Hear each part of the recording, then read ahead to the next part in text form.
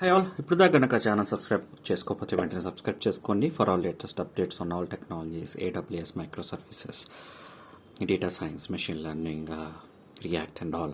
So ఇప్పుడు ఈ వీడియోలో నేనేం చెప్పబోతున్నానంటే, మెయిన్ 15 థింగ్స్ స్క్రమ్ మాస్టర్గా మనం ఇంప్రూవ్ చేయాలి అంటే స్క్రమ్ టీమ్ వెలాసిటీ, అజైల్ సంబంధించింది ఇదంతా. అజైల్ అంటే ఏంటి? అజైల్ అంటే ఏంటంటే ఒక ప్రాజెక్ట్ ఒక సిస్టమేటిక్గా వెళ్ళాలి అంటే ఒక ప్లానింగ్, షార్ట్లో చెప్పాలంటే అజైల్ అనేది ఒక ప్రాసెస్ వాళ్ళు ఫాలో అవుతుంటారు. దానికి ఒక స్క్రమ్ మాస్టర్ అనే ఒక అతను ఉంటాడు, డెవలపర్స్ అండ్ టెస్టర్స్ ఉంటారు. సింపుల్గా చెప్పాలంటే ఈ స్క్రమ్ మాస్టర్ ఈ ప్లానింగ్ అంతా వర్క్ ఈజీగా స్ప్లిట్ అయ్యేలాగా చూసుకోవాలి, ఎక్కువ వెలాసిటీ పెరిగేలాగా చూసుకోవాలి, వెలాసిటీ తగ్గకూడదు, దాని ప్రకారం వర్క్ అనేది జరుగుతుంది, అవుట్పుట్స్ అనేవి జరుగుతూ ఉంటాయి.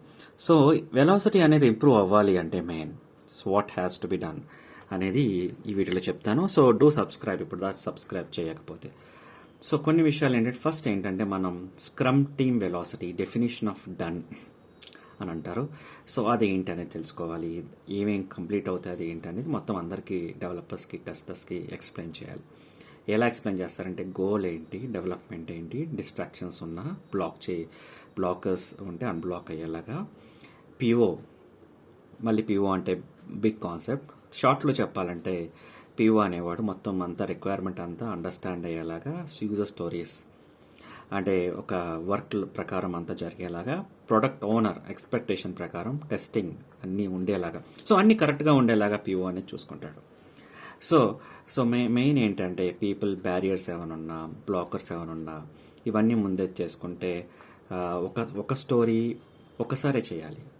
అంటే 2-3 స్టోరీస్ ఉన్నప్పుడు ఒక స్టోరీ ఒకసారి చేస్తేనే త్వరగా వర్క్ అవుతుంది. ప్యారలల్గా చేస్తే మొత్తం 3 ఎండవో 4 ఎండవో అది కంటిన్యూ అయిపోతూ ఉంటుంది. అది చేయకుండా చూడాలి మెయిన్ ఇంప్రూవ్ చేసుకోవాలంటే. స్టోరీస్ కూడా చిన్న చిన్న స్టోరీస్ కింద విభజించుకోవాలి. అప్పుడు మనం ఈజీగా రెడీ ప్రతిదానికి డెఫినేషన్ ఆఫ్ డన్ దొరుకుతుంది. అవి కంప్లీట్ అవుతే వేరే స్టోరీకి మారచ్చు. స్టోరీ ఏంటంటే ఒక వర్క్ని మనం స్టోరీ అంటాము, స్పెసిఫైడ్ అమౌంట్ ఆఫ్ టైంలో జరిగే ఒక వర్క్ని.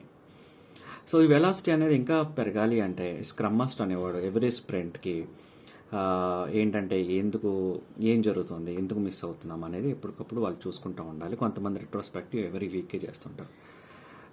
ఈ వెలాసిటీ అనేది ఇంకోటి ఏంటంటే you have to make sure that it is predictable అనమాట. చూసిన వెంటనే మనకు అర్థమయ్యేలాగా ఉండాలి, స్టోరీ ఎంగేజ్ అయ్యేలాగా చూసుకోవాలి.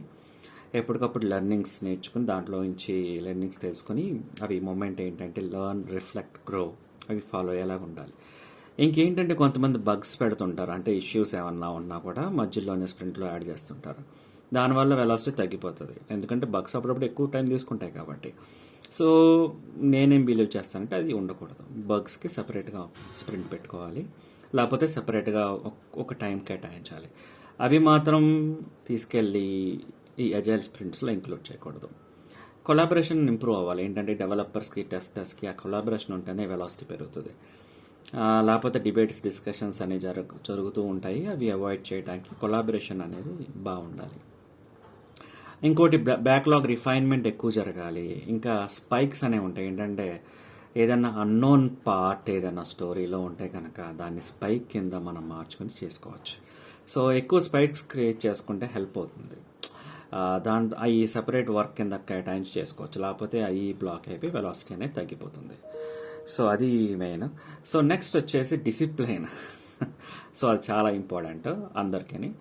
అదంతా తెలుసుకుంటే కనుక డిసిప్లైన్ ఉండేలా చూసుకుంటే కనుక వెలాసిటీ అనేది చాలా ఈజీగా పెరిగే ఛాన్సెస్ ఉన్నాయి. ఇవి మెయిన్ చెప్పాలంటేని డిస్ట్రాక్షన్స్ లేకుండా గోల్ మీద ఈజీగా ఫోకస్ అయ్యేలాగా పిఓ కూడా ఎవరీ అజైల్ టీమ్తో ఉంటే కనుక అది ఈజీగా హెల్ప్ అయ్యి ఒక వెలాసిటీ అనేది పెరుగుతుంది. విత్ దిస్ కంక్లూడ్ చేస్తున్నా. And thanks for watching.